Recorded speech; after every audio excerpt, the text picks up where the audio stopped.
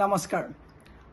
যোৱাকালিৰ পৰা এটা বাতৰি মোৰ দৃষ্টিগোচৰ হৈছে বাৰ্তা এনি বাতৰিটোৱে ভিত্তিহীনভাৱে উদ্দেশ্য প্ৰণোদিতভাৱে মোৰ পৰা কোনো ধৰণৰ মোৰ লগত যোগাযোগ নোহোৱাকৈ অসত্য এটা বাতৰি প্ৰচাৰ কৰি পেলাই জনমানসত মোক হেয় কৰি এটা সন্দেহৰ বাতাবৰণ সৃষ্টি কৰিবৰ কাৰণে মই অগপত জইন কৰিম বুলি বাতৰি এটা পৰিৱেশন কৰিছে। মই বাতৰিটোৰ প্ৰতিক্ৰিয়া নিদিলোহেঁতেন, কিন্তু বহু হাজাৰ লোকে বাতৰিটো চাইছে আৰু বহু মোৰ শুভাকাংক্ষীয়ে এই বাতৰিৰ প্ৰতিক্ৰিয়া হিচাপে মোক সুধিছে যে আপুনি এজিপি লৈ যাব নেকি। মই চৰকাৰ থাকোঁতে বিজেপিৰ পৰা গুচি আহিছোঁ। মই সিমান লোভীয়া মানুহ নহয়।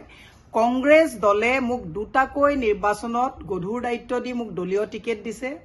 সন্মানীয় অসম প্ৰদেশ মহিলা কংগ্ৰেছৰ দায়িত্ব মোক সভানেত্ৰী হিচাপে দিছে।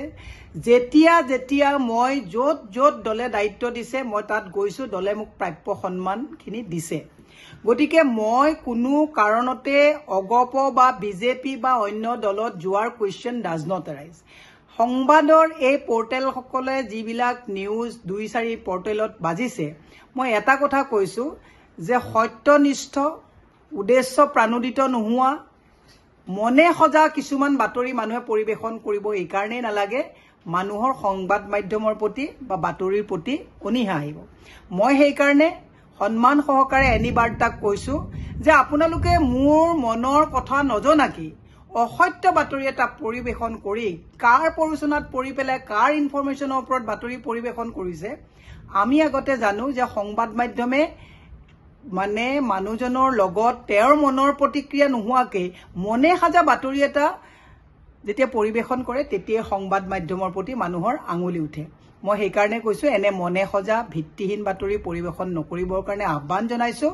আৰু মই মোৰ শুভাকাংক্ষী আৰু মোৰ দলীয় কৰ্মী অসমৰ ৰাইজক এটা কথা কৈছোঁ, অহৰ্নিশে বিজেপি আৰু এজিপি তেওঁলোকৰ ভ্ৰষ্টাচাৰী কামৰ বিৰুদ্ধাচৰণ কৰি মই প্ৰতিবাদ কৰি থকা মীৰা বৰঠাকুৰে কেতিয়াও এজিপি বা বিজেপিলৈ যোৱাৰ প্ৰশ্ন নুঠে। ইয়াক ৰাজনৈতিক ষড়যন্ত্ৰ, ইয়াত কোনোবা তৃতীয় পক্ষ জড়িত আছে যে মই দিনে নিশাই কংগ্ৰেছ দলৰ হৈ অহৰ্নিশে কাম কৰি থকাটো কোনোবাৰ চকু চৰহাৰ চকুত পৰিছে।